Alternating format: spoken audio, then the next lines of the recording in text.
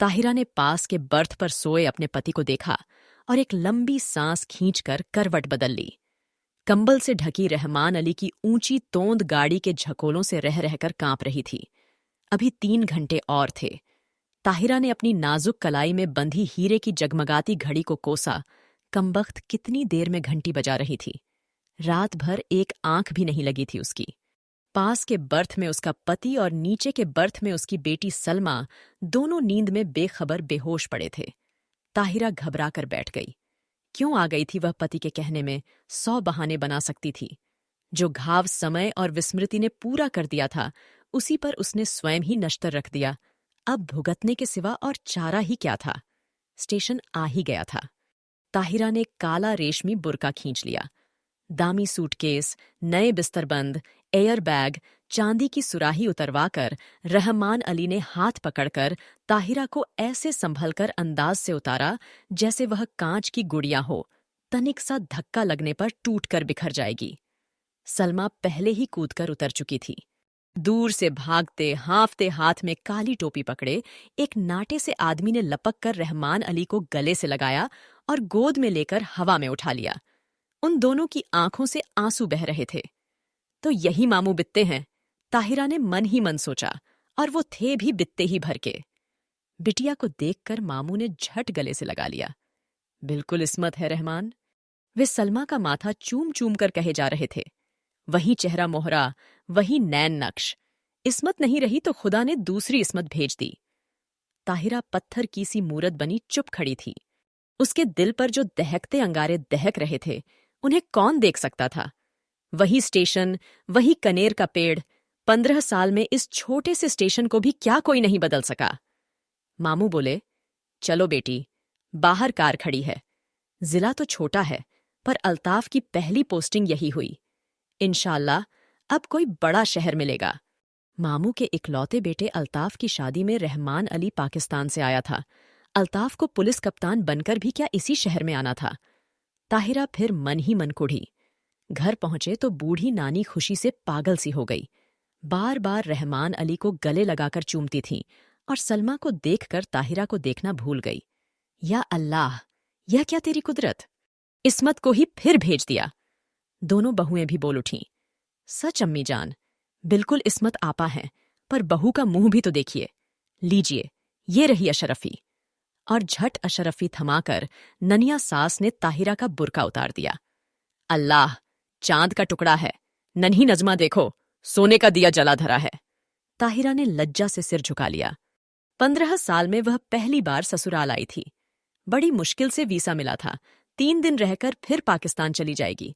पर कैसे कटेंगे ये 3 दिन? चलो बहू, ऊपर के कमरे में चलकर आराम करो, मैं चाय भिजवाती हूं, कहकर नन्ही मामी उसे ऊपर पहुंचा आई। रहमान नीचे ही बैठकर मामू से बातों में लग गया और सलमा को तो बड़ी अम्मी ने गोद में ही खींच लिया। बार बार उसके माथे पर हाथ फेरती और हिचकियां बंध जाती। मेरी इस्मत, मेरी बच्ची। ताहिरा ने एकांत कमरे में आकर बुर्का फेंक दिया। बंद खिड़की को खोला तो कलेजा धक हो गया। सामने लाल हवेली खड़ी थी। छटपट खिड़की बंद कर तख्त पर गिरती पड़ती बैठ गई। खुदाया, तू मुझे क्यों सता रहा है? वह मुंह ढांपकर सिसक उठी। पर क्यों दोष दे वह किसी को? वह तो जान गई थी कि हिंदुस्तान के जिस शहर में उसे जाना है, वहां का एक एक कंकड़ उस पर पहाड़ सा टूटकर बरसेगा। उसके नेक पति को क्या पता?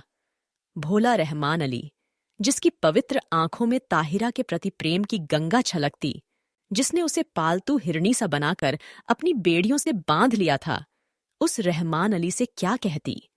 पाकिस्तान के बंटवारे में कितने पिसे, उसी में से एक थी ताहिरा। तब थी वह 16 वर्ष की कनक छड़ी सी सुंदरी सुधा। सुधा अपने मामा के साथ मम्मेरी बहन के ब्याह में मुल्तान आई। दंगे की ज्वाला ने उसे फूंक दिया। मुस्लिम गुंडों की भीड़ जब भूखे कुत्तों की भांति उसे बोटी सी चिचोड़ने को थी, तभी आ गया फरिश्ता बनकर रहमान अली। नहीं, वे नहीं छोड़ेंगे। हिंदुओं ने उनकी बहू बेटियों को छोड़ दिया था क्या? पर रहमान अली की आवाज की मीठी डोर ने उन्हें बांध लिया। सांवला दुबला पतला रहमान सहसा कठोर मेघ बनकर उस पर छा गया। सुधा बच गई, पर ताहिरा बनकर।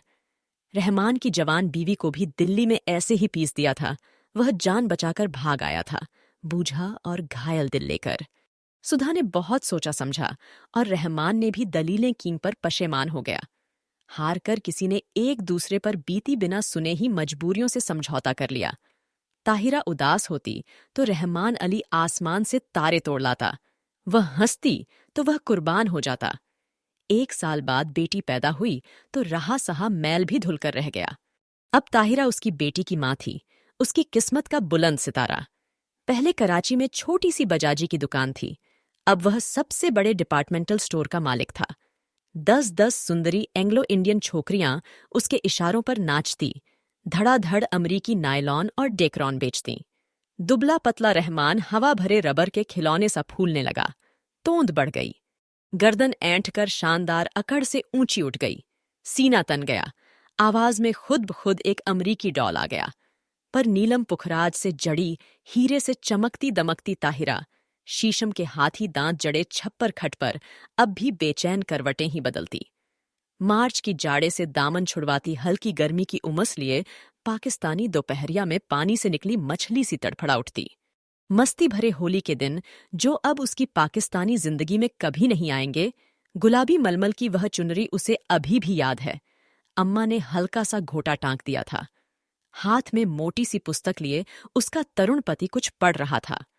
घुंघराली लटों का गुच्छा चौड़े माथे पर झुक गया था। हाथ की अधजली सिगरेट हाथ में ही बुझ गई थी। गुलाबी चुनरी के घोटे की चमक देखते ही उसने और भी सिर झुका दिया था। चुलबुली सुंदरी बालिका नववधू से झेंप झेंप कर रह जाता था बेचारा। पीछे से चुपचाप आकर सुधा ने दोनों गालों पर अबीर मल दिया था और झट चौके में घुसकर अम्मा के साथ गुजिया बनाने में जुट गई थी। वहीं से सांस की नजर बचाकर भोली चितवन से पति की ओर देख छट से छोटी सी गुलाबी जीभ निकालकर चिढ़ा भी दिया था उसने। जब वह मुल्तान जाने को हुई तो कितना कहा था उन्होंने, सुधा मुल्तान मत जाओ। पर वह क्या जानती थी कि दुर्भाग्य का मेघ उस पर मंडरा रहा है। स्टेशन पर छोड़ने आए थे, इसी स्टेशन पर। यही कनेर का पेड़ था, यही जंगला। मामा जी के साथ गठरी सी बनी सुधा को घूंघट उठाने का अवकाश नहीं मिला। गाड़ी चली तो साहस कर उसने घूंघट जरा सा खिसकाकर अंतिम बार उन्हें देखा था। वही अमृत की अंतिम घूंट थी। सुधा तो मर गई थी, अब ताहिरा थी। उसने फिर कांपते हाथों से खिड़की खोली। वही लाल हवेली थी उसके ससुर वकील साहब की। वही छत पर चढ़ी रात की रानी की बेल, तीसरा कमरा जहां उसके जीवन की कितनी रस भरी रातें बीती थीं।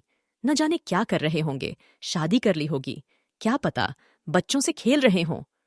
आंखें फिर बरसने लगीं और एक अनजाने मोह से वह जूझ उठी।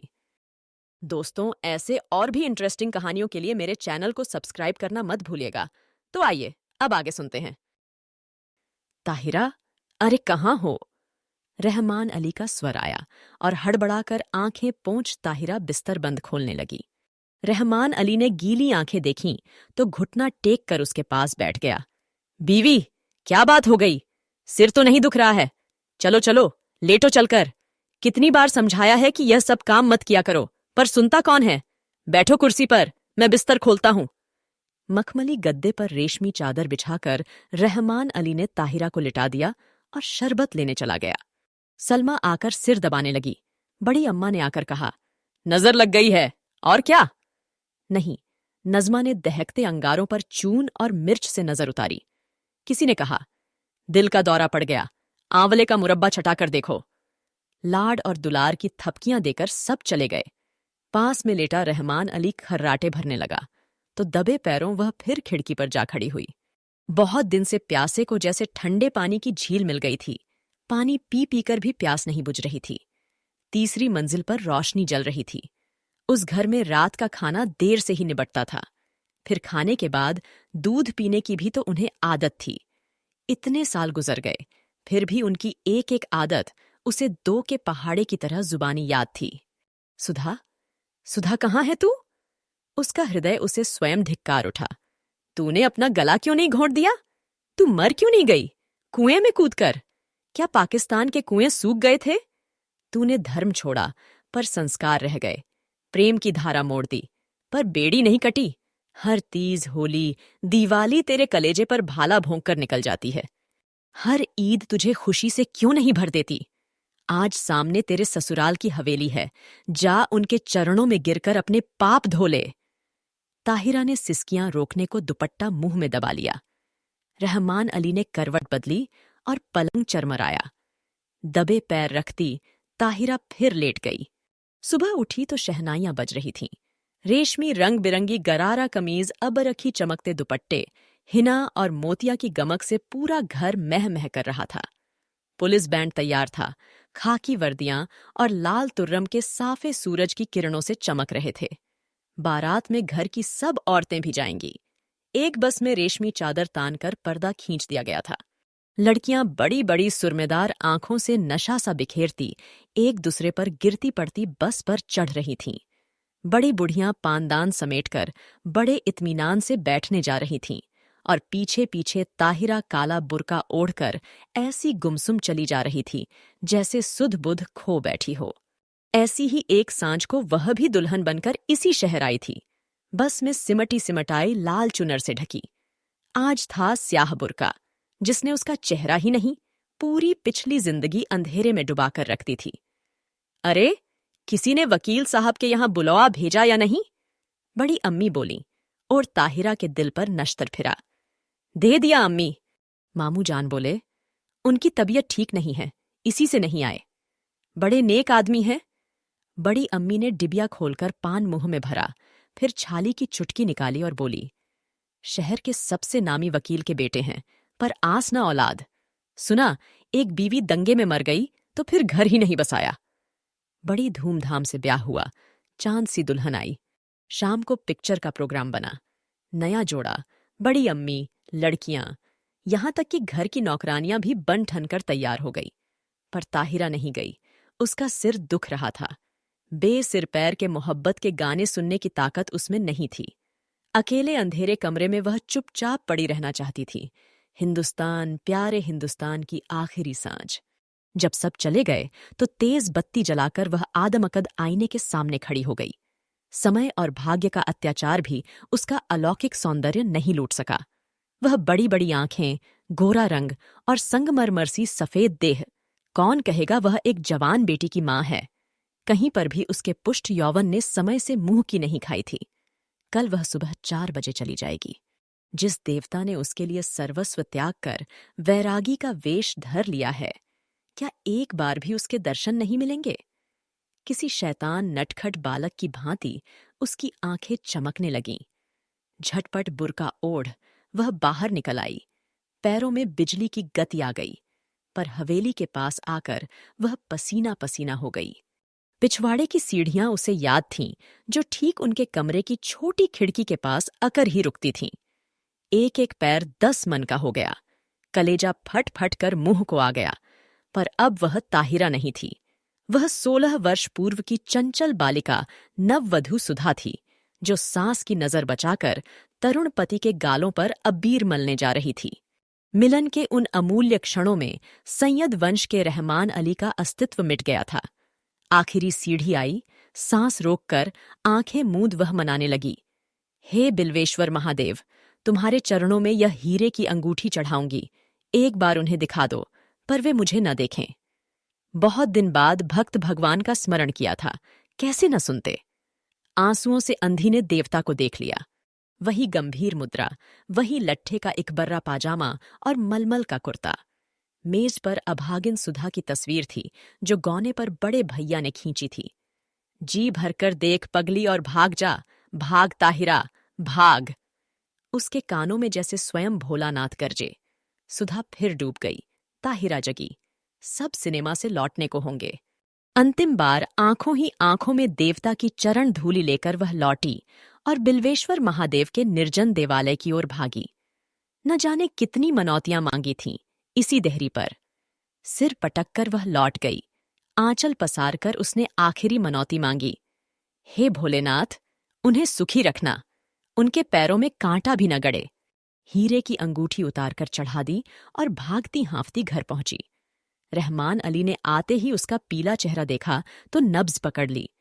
देखूं, बुखार तो नहीं है? अरे, अंगूठी कहाँ गई? वह अंगूठी रहमान ने उसे इसी साल शादी के दिन यादगार में पहनाई थी। न जाने कहाँ गिर गई, थके स्वर में ताहिरा ने कहा। कोई बात नहीं। रहमान ने झुककर ठंडी बर्फ सी लंबी अंगुलियों को चूमकर कहा, ये अंगुलियां आबाद रहें। इंशाल्लाह अब के तेहरान से चौकोर हीरा मंगवा लेंगे। ताहिरा की खोई दृष्टि खिड़की से बाहर अंधेरे में डूबती लाल हवेली पर थी, जिसके तीसरे कमरे की रोशनी दब से बुझ गई थी। ताहिरा ने एक सर्द सांस खींचकर खिड़की बंद कर दी।